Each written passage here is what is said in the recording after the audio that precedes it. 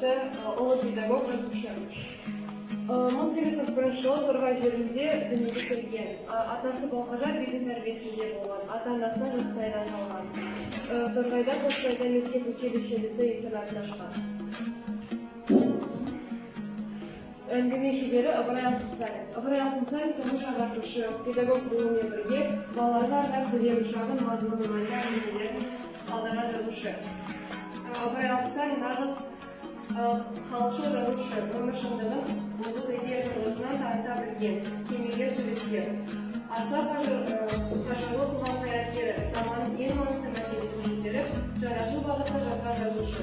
Сол жазаның танымсыз жаршысы. Өз бойындағы қуатын халық мақсаты үшін аямай жұмсаған адал жанды азамат.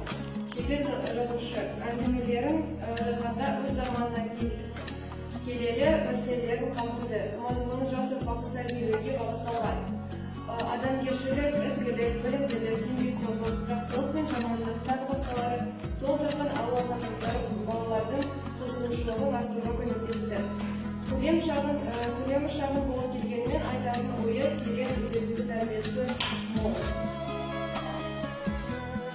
Еңбек өнер тақырыбындағы шығармалары: Сәтеңнің парқы, тұрмыс халықтар, бай баласы мен жарлы баласы, малды пайдаға жарату, дүние қалай етсең табылады, білгеннің пайдасы, интеллекті, адамгершілік тақырыбындағы шығармалары: Мейірімді бала, асыл шын, алтын жетеу, шешеңіз бала, әділдік, баланың айласы, аға бұлағыз, барса жібеді қызының, қарақылыш, жет пироги.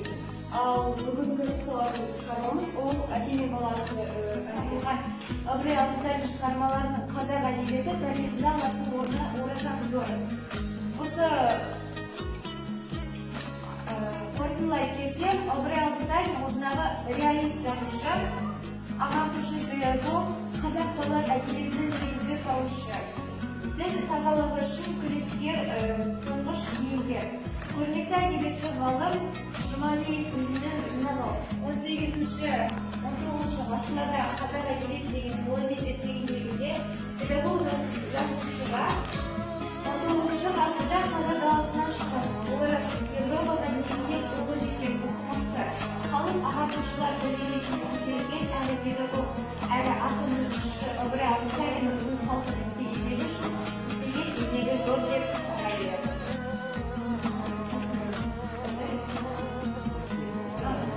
Кішкентай бала болған кезде өзі бір жалғыз болып өткен балаға оқуға қарамыз. 1851 жылы қазақ балалары үшін ашылған шекара мектепте оқушы кезінде шетелге болды. Және тағы басқа әлеуметтік тәрбие классиктерін шығармаларға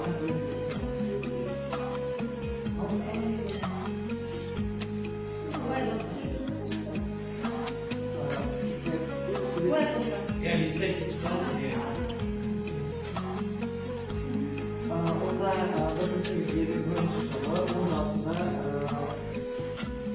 Ыбырай Алтынсарин мектепке аттанғансын.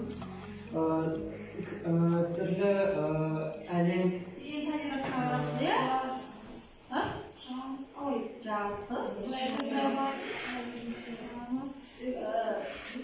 Ендеше осы тауларда өзен ағасы атыраған, айнадай әулелетіп жарқыраған дейді.